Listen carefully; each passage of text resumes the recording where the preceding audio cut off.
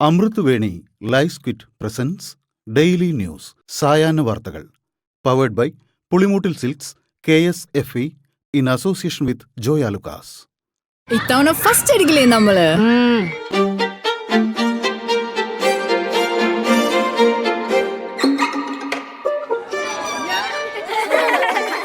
കുട്ടികൾക്കൊക്കെ പെയിൻ ശല്യം ഉണ്ടാകും. അതുകൊണ്ട് ലൈസ് കിറ്റ് ഉപയോഗിച്ച് ക്ലാസ്സിൽ വരാൻ പ്രത്യേക ശ്രദ്ധിക്കണം. ലൈസ് കിറ്റ് ലൈസ് റിമൂവർ പെയിൻ ശല്യത്തിൽ നിന്നും ഉടനടി ആശ്വാസം.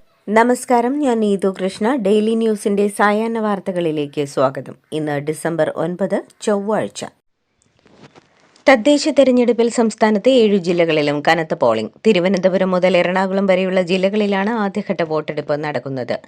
പോളിംഗ് ബൂത്തുകളിൽ വോട്ടർമാരുടെ നീണ്ട നിരയാണുള്ളത്. ഉച്ചയോടെ ആകെ പോളിംഗ് ശതമാനം 50% കഴിഞ്ഞുവെന്നാണ് വിവരം.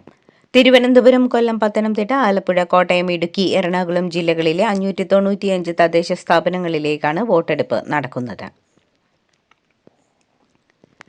UDFന് ഐതിഹാസിക തിരിച്ചുവരവുണ്ടാകുമെന്ന് പ്രതിപക്ഷ നേതാവ് VD സതീശൻ. വോട്ട് ചെയ്ത ശേഷം പ്രതികരിക്കുകയായിരുന്നു അദ്ദേഹം. ജനങ്ങൾ UDFന്റെ തിരിച്ചുവരവിന് കാത്തിരിക്കുകയാണ്. അയ്യപ്പന്റെ സ്വർണം കവർന്നവരെ സർക്കാർ സംരക്ഷിക്കുകയാണെന്നും ഉന്നതരിലേക്ക് അന്വേഷണം പോകാതിരിക്കാൻ മുഖ്യമന്ത്രിയുടെ ഓഫീസിൽ നിന്ന് സമ്മർദ്ദമുണ്ടെന്നും തെരഞ്ഞെടുപ്പ് കഴിയും വരെ ഉന്നതരെ ചോദ്യം ചെയ്യാതിരിക്കാൻ സമ്മർദ്ദമുണ്ടെന്നും VD സതീശൻ ആരോപിച്ചു. LDF ചരിത്ര വിജയം നേടുമെന്നും മികച്ച മുന്നേറ്റമുണ്ടാകുമെന്നും CPM general secretary MA baby. തദ്ദേശ തെരഞ്ഞെടുപ്പിൽ പൊതുവെ മികച്ച മുന്നേറ്റം ഇടതനുകൂലമായി ഉണ്ടാകാറുണ്ട്. അതുതന്നെ ഇത്തവണയും പ്രതീക്ഷിക്കുകയാണ്. പൊതുരാഷ്ട്രീയ സ്ഥിതി ചർച്ചയാകും. വർഗീയതയ്ക്കെതിരെയുള്ള ജനവിധിയാണ് പ്രതീക്ഷിക്കുന്നത്. ശബരിമല സ്വർണ്ണക്കൊള്ള ചർച്ചയാകുമെന്നും ഇടതുമുന്നണിക്ക് ഇക്കാര്യത്തിൽ അഭിമാനമുണ്ടെന്നും അദ്ദേഹം പറഞ്ഞു.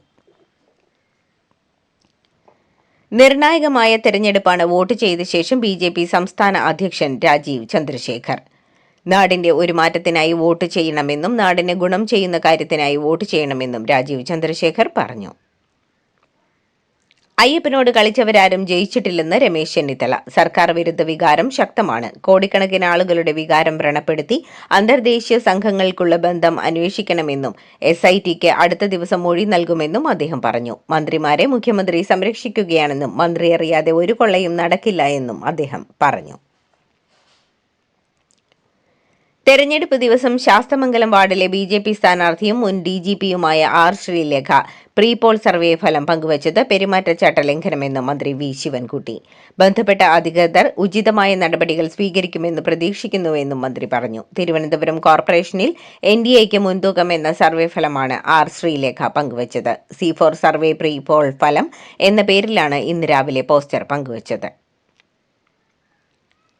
BJP സ്ഥാനാർത്ഥിയും മുൻ DGPയുമായ R ശ്രീലേഖയുടെ പ്രീപോൾ സർവേ പോസ്റ്റ് വിവാദത്തിൽ പോസ്റ്റിനെതിരെ നടപടിയെടുക്കുമെന്ന് തെരഞ്ഞെടുപ്പ് കമ്മീഷൻ വ്യക്തമാക്കി. സൈബർ പോലീസിന് റിപ്പോർട്ട് ചെയ്തെന്നും പോസ്റ്റ് ഗൗരവമായി കാണുന്നുവെന്നും കമ്മീഷൻ അറിയിച്ചു. അതേസമയം വിവാദമായതോടെ ശ്രീലേഖ പോസ്റ്റ് ഡിലീറ്റ് ചെയ്തു. തിരുവനന്തപുരം കോർപ്പറേഷനിൽ BJP തിലകമണിയുമെന്ന് കേന്ദ്രമന്ത്രി സുരേഷ് ഗോപി. വികസനമുയർത്തിയുള്ള BJPയുടെ പ്രചാരണത്തിൽ ജനങ്ങളിൽ നിന്ന് അനുകൂല പ്രതികരണം ഉണ്ടായിട്ടുണ്ടെന്നും തിരുവനന്തപുരത്ത് കേവല ഭൂരിപക്ഷമാണോ മികച്ച ഭൂരിപക്ഷമാണോ എന്ന് ജനങ്ങൾ തീരുമാനിക്കുമെന്നും അദ്ദേഹം പറഞ്ഞു. വോട്ടെടുപ്പ് ദിനത്തിൽ എറണാകുളം മൂവാറ്റുപുഴ താലൂക്കിലെ പാമ്പാക്കുട പഞ്ചായത്തിലെ 10ാം വാർഡിലെ UDF സ്ഥാനാർത്ഥി CS ബാബു മരിച്ചതിനെ തുടർന്ന് പാമ്പാക്കുട പഞ്ചായത്തിലെ 10ാം വാർഡിലെ തെരഞ്ഞെടുപ്പ് മാറ്റിവെച്ചു. ഇന്ന് പുലർച്ചെ 2:30 ഹൃദയാഘാതത്തെ തുടർന്നായിരുന്നു അന്ത്യം. പിറവം മർച്ചന്റ് അസോസിയേഷൻ മുൻ പ്രസിഡന്റാണ് CS ബാബു. വോട്ടർ പട്ടികയിൽ പേര് ചേർത്തിട്ടില്ലാത്തതിനാൽ നടൻ മമ്മൂട്ടി ഇത്തവണയും തദ്ദേശ തെരഞ്ഞെടുപ്പിൽ വോട്ട് ചെയ്തില്ല. പനമ്പിള്ളി നഗറിൽ നിന്നും എറണാകുളത്തേക്ക് മമ്മൂട്ടിയും കുടുംബവും താമസം മാറിയിരുന്നു. ഭാര്യ സുൽഫത്തിന്റെ വോട്ട് പനമ്പിള്ളി നഗറിലെ വോട്ടർ പട്ടികയിലുണ്ട്. എന്നാൽ മമ്മൂട്ടിയുടെ പേരില്ല. സാധാരണ മിക്കവാറും എല്ലാ തെരഞ്ഞെടുപ്പുകളിലും തിരക്കുകൾ മാറ്റിവെച്ച് വോട്ട് ചെയ്യാൻ മമ്മൂട്ടി എത്താറുണ്ട്. കേരളത്തിൽ SIR നടപടികൾ 2 ദിവസത്തേക്ക് കൂടി നീട്ടാൻ നിർദ്ദേശം നൽകി സുപ്രീം കോടതി. 2 ആഴ്ചത്തേക്ക് നടപടി നീട്ടണമെന്ന ആവശ്യം കോടതി അംഗീകരിച്ചില്ല. കോടതി നിർദ്ദേശപ്രകാരം എന്യൂമറേഷൻ ഫോം തിരികെ വാങ്ങുന്നതിനുള്ള സമയം 18 വരെ നീട്ടിയിട്ടുണ്ടെന്ന് തെരഞ്ഞെടുപ്പ് കമ്മീഷൻ അറിയിച്ചു. ഇറാനിയൻ സംവിധായകൻ മുഹമ്മദ് റസൂലുലോവ് 30ാമത് IFFKയിലെ മത്സര വിഭാഗത്തിൽ ജൂറി ചെയർപേഴ്സണായി പ്രവർത്തിക്കും. കഴിഞ്ഞ വർഷത്തെ കാൻ ചലച്ചിത്രമേളയിൽ 4 പുരസ്കാരങ്ങൾ നേടിയ the seed of the Sacred fig ഉൾപ്പെടെ 4 ചിത്രങ്ങളുടെ 8 പുരസ്കാരങ്ങൾ കാൻ മേളയിൽ നിന്ന് തന്നെ നേടിയ അപൂർവം സംവിധായകരിൽ ഒരാളാണ് റസൂലോവ്.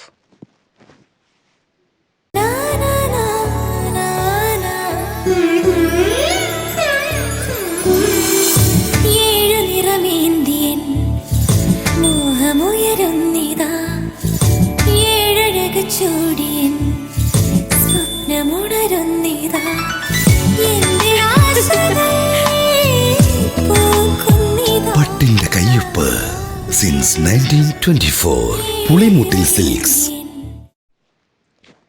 നടിയെ ആക്രമിച്ച കേസിൽ തനിക്കെതിരായ ഗൂഢാലോചനയെക്കുറിച്ച് അന്വേഷിക്കണമെന്ന ആവശ്യവുമായി നിയമ നടപടിക്കൊരുങ്ങി നടൻ ദിലീപ്. അന്വേഷണ സംഘം മുഖ്യമന്ത്രിയെ ഉൾപ്പെടെ തെറ്റിദ്ധരിപ്പിച്ചുവെന്നും ഉദ്യോഗസ്ഥർ അവരുടെ നേട്ടത്തിനായി തന്നെ ബലിയാടാക്കിയെന്നുമാണ് ദിലീപ് പറയുന്നത്. ഇക്കാര്യത്തിൽ വിധിപ്പകർപ്പ് ലഭിച്ച ശേഷം തുടർ നടപടി സ്വീകരിക്കാനാണ് ദിലീപിന്റെ നീക്കം. നടി ആക്രമിക്കപ്പെട്ട കേസിൽ നടൻ ദിലീപിന് നീതി കിട്ടിയെന്ന് UDF കൺവീനർ അടൂർ പ്രകാശ്. കലാകാരൻ എന്ന നിലയിൽ മാത്രമല്ല വ്യക്തിയെന്ന നിലയിലും ദിലീപിനെ സംബന്ധിച്ചിടത്തോളം നീതി ലഭ്യമായി എന്നും ദിലീപുമായി അടുത്ത ബന്ധമുണ്ടെന്നും വ്യക്തിപരമായി സന്തോഷമുണ്ടെന്നും അടൂർ പ്രകാശ് പറഞ്ഞു. സർക്കാർ അറസ്റ്റ് രാഷ്ട്രീയ നേട്ടത്തിന് ഉപയോഗിച്ചുവെന്നും സർക്കാർ അപ്പീൽ പോകുമെന്ന് പറയുന്നത് സർക്കാരിന് മറ്റു പണിയൊന്നുമില്ലാത്തതുകൊണ്ടാണെന്നും ആരെ ദ്രോഹിക്കാനുണ്ട് എന്നുള്ളതാണ് സർക്കാർ നോക്കുന്നതെന്നും സർക്കാരിനെ സംബന്ധിച്ചിടത്തോളം എന്ത് വേണമെങ്കിലും ചമച്ചുണ്ടാക്കാൻ പറ്റുന്നതാണെന്നും അടൂർ പ്രകാശ് പറഞ്ഞു. നടി ആക്രമിക്കപ്പെട്ട കേസ് പ്രോസിക്യൂഷൻ നന്നായി കൈകാര്യം ചെയ്തുവെന്നും നിയമപരമായ പരിശോധനകൾ നടത്തി തുടർ നടപടികൾ സ്വീകരിക്കുമെന്നും മുഖ്യമന്ത്രി പിണറായി വിജയൻ. അതിജീവിതയ്ക്ക് എല്ലാ പിന്തുണയും സർക്കാർ നൽകിയെന്നും ഇനിയും അത് തുടരുമെന്നും അടൂർ പ്രകാശിന്റെ പ്രസ്താവന UDF നിലപാടാണെന്നും പൊതുസമൂഹം അങ്ങനെ ചിന്തിക്കുന്നില്ല എന്നും മുഖ്യമന്ത്രി പറഞ്ഞു. അതേസമയം തനിക്കെതിരെ ഉന്നത പോലീസ് ഉദ്യോഗസ്ഥരുടെ നേതൃത്വത്തിൽ ഗൂഢാലോചന നടന്നുവെന്ന നടൻ ദിലീപിന്റെ ആരോപണം അദ്ദേഹത്തിന്റെ തോന്നൽ മാത്രമാണെന്നും സ്വയം ന്യായീകരിക്കാൻ പറയുന്നതാണെന്നും മുഖ്യമന്ത്രി പിണറായി വിജയൻ പറഞ്ഞു.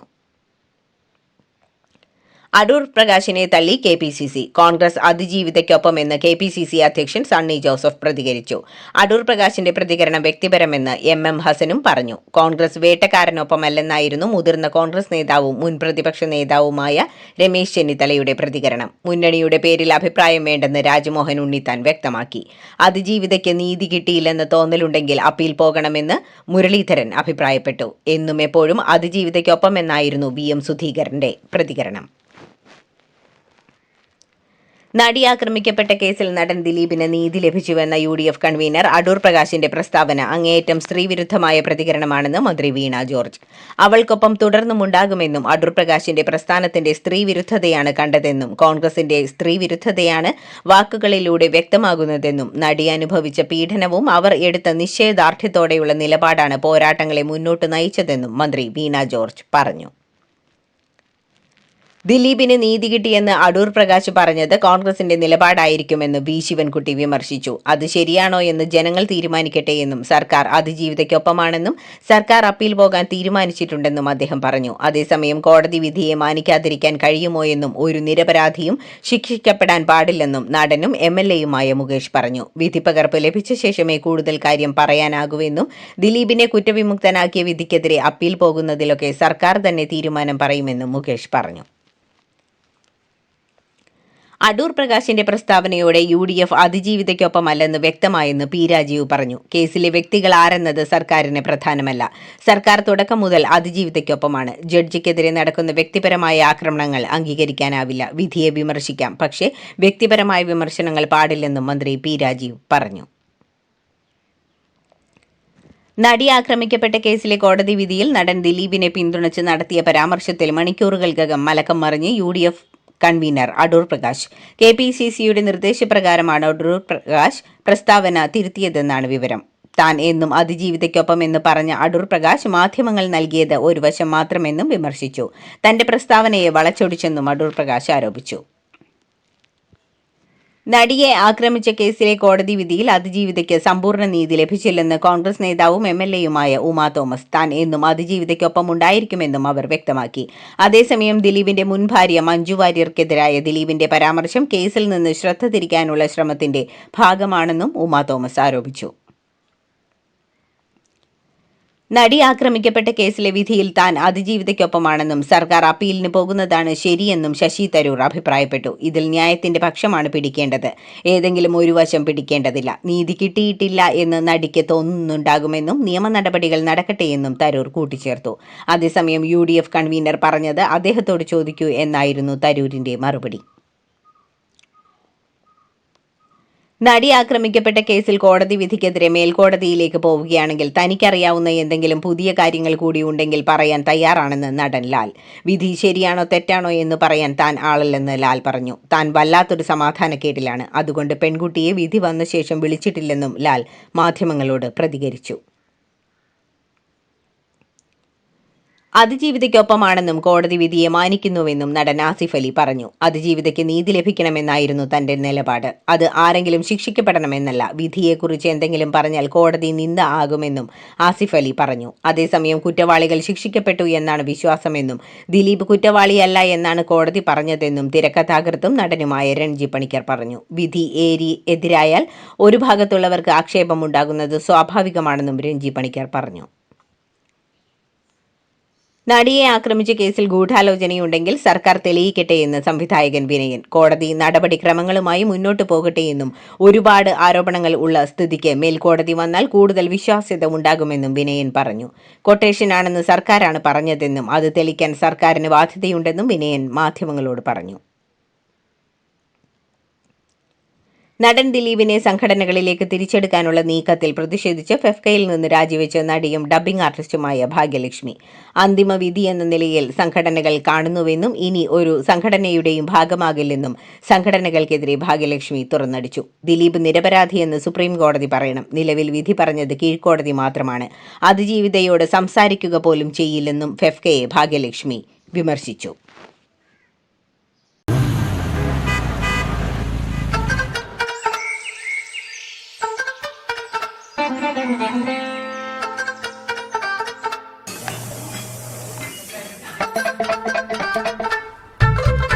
എല്ലാവർക്കും വന്നു ഡാൻഡ്രഫ്, എന്തു ചെയ്യും ചേട്ടാ? പേടിക്കണ്ട, ഇവിടുണ്ടല്ലോ ഡാൻഡ്രോക്യൂറ്റിൻ ഓയിൽ. ഉടനടി മാറും താരൻ, ഉപയോഗിക്കൂ വേഗം. Amrutweni Dandruff Quit, the ultimate dandruff solution. Madras ഹൈക്കോടതിയിലെ ജസ്റ്റിസ് GR സ്വാമിനാഥനെതിരെ ഇംപീച്ച്മെന്റ് പ്രമേയം അവതരിപ്പിക്കാൻ DMK സഖ്യത്തിലെ എംപിമാരുടെ നീക്കം. മധുര തിരുപ്പരൻകുന്നം മേലയിൽ ദീപം തെളിയിക്കാനുള്ള വിവാദ ഉത്തരവിന് പിന്നാലെയാണ് നീക്കം. ഹൈക്കോടതിയുടെ ഡിവിഷൻ ബെഞ്ചിന്റെ 2017 ഉത്തരവിന് വിരുദ്ധമായി സിക്കന്ദർ ദർഗയുടെ സമീപം ദീപം തെളിയിക്കാൻ ജസ്റ്റിസ് സ്വാമിനാഥൻ ഉത്തരവിട്ടെന്നാണ് ആക്ഷേപം. എംപിമാരുടെ ഒപ്പുശേഖരണം തുടങ്ങിയതായാണ് സൂചന. കർണാടകയിൽ വനിതാ ജീവനക്കാർക്ക് മാസത്തിൽ ഒരു ദിവസം ആർത്തവ അവധി നിർബന്ധമാക്കിക്കൊണ്ടുള്ള സർക്കാർ ഉത്തരവ് കർണാടക ഹൈക്കോടതി സ്റ്റേ ചെയ്തു. ജസ്റ്റിസ് ജ്യോതി M ആണ് ഇന്ന് ഇടക്കാല ഉത്തരവ് പുറപ്പെടുവിച്ചത്. സർക്കാർ വിജ്ഞാപനം നിയമപരമായി നിലനിൽക്കുന്നതല്ലെന്നും സ്വകാര്യ സ്ഥാപനങ്ങൾക്ക് മേൽ അമിതഭാരം അടിച്ചേൽപ്പിക്കുന്ന തീരുമാനമാണെന്നും ചൂണ്ടിക്കാട്ടി ബാംഗ്ലൂർ ഹോട്ടൽസ് അസോസിയേഷൻ ഉൾപ്പെടെയുള്ളവർ സമർപ്പിച്ച ഹർജികൾ പരിഗണിച്ചാണ് കോടതി ഉത്തരവ് സ്റ്റേ ചെയ്തത്. പൗരത്വം നേടും മുൻപ് വോട്ടർ പട്ടികയിൽ ഇടം നേടിയെന്ന ഹർജിയിൽ കോൺഗ്രസ് നേതാവ് സോണിയാഗാന്ധിക്ക് നോട്ടീസ്. ദില്ലി റൌസ് അവന്യൂ കോടതിയാണ് സോണിയയ്ക്ക് നോട്ടീസ് അയച്ചത്. സോണിയ ഇന്ത്യൻ പൗരത്വം നേടിയത് 1983-ലാണെന്നും 1980-ൽ വോട്ടർ പട്ടികയിൽ ഉൾപ്പെട്ടിരുന്നുവെന്നുമാണ് ഹർജിയിലെ വാദം. ഹർജി ജനുവരി 6-ന് പരിഗണിക്കും. ആഭ്യന്തര വിമാന സർവീസുകളിൽ ഇൻഡിഗോയുടെ കുത്തക ഒഴിവാക്കാൻ 10% സർവീസുകൾ മറ്റ് എയർലൈൻസുകൾക്ക് കൈമാറാൻ സർക്കാർ നീക്കം. വിമാനങ്ങൾ റദ്ദാക്കിയതിനെ തുടർന്നുണ്ടായ ഗുരുതരമായ പ്രതിസന്ധിയുടെ പശ്ചാത്തലത്തിൽ ആദ്യം 5% തുടങ്ങി ആവശ്യമെങ്കിൽ തുടർന്നുള്ള ദിവസങ്ങളിൽ വീണ്ടും 5% എന്ന ക്രമത്തിൽ ഷെഡ്യൂൾ വെട്ടിച്ചുരുക്കി മറ്റ് എയർലൈൻസുകൾക്ക് നൽകാനാണ് തീരുമാനം. എയർ ഇന്ത്യ, ആകാശ എന്നീ എയർലൈൻസുകൾക്ക് ഈ സർവീസുകൾ ഏറ്റെടുക്കാൻ കഴിയുമെങ്കിൽ കൈമാറാനാണ് നീക്കം. ഇൻഡിഗോയുടെ മുതിർന്ന ഉദ്യോഗസ്ഥരെ തൽസ്ഥാനങ്ങളിൽ നിന്ന് നീക്കാനും നിർദ്ദേശം നൽകും. പാകിസ്ഥാൻ സമാധാനത്തിന്റെ രാഷ്ട്രമാണെന്ന് പാക് CDF അസീം മുനീർ. അതേസമയം പാകിസ്ഥാന്റെ പരമാധികാരത്തെ പരീക്ഷിക്കാൻ ആരെയും അനുവദിക്കില്ലെന്നും ഭാവിയിൽ എന്തെങ്കിലും ആക്രമണമുണ്ടായാൽ പ്രതികരണമെന്നും അതികഠിനമായിരിക്കുമെന്നും അസീം മുനീർ മുന്നറിയിപ്പ് നൽകി. ഇന്ത്യയ്ക്കുമേൽ വീണ്ടും ഭീഷണിയുമായി ഡൊണാൾഡ് ട്രംപ്. ഇന്ത്യയിൽ നിന്നുള്ള അരിയടക്കം കാർഷിക ഉൽപ്പന്നങ്ങളുടെ ഇറക്കുമതിക്ക് പുതിയ താരിഫുകൾ ചുമത്തുമെന്നാണ് ഭീഷണി. ഇരു രാജ്യങ്ങളുമായുള്ള വ്യാപാര ചർച്ചകളിൽ കാര്യമായ പുരോഗതിയില്ലാത്ത സാഹചര്യത്തിലാണ് ട്രംപിന്റെ നീക്കം. ഇതോടുകൂടി ഡെയിലി ന്യൂസിന്റെ ഇന്നത്തെ സായാഹ്ന വാർത്തകൾ സമാപിക്കുന്നു. ഡെയിലി ന്യൂസിനു വേണ്ടി വാർത്തകൾ വായിച്ചത് Neethu Krishna. Daily news live .in വാർത്തകൾ വിരൽ തുമ്പിൽ.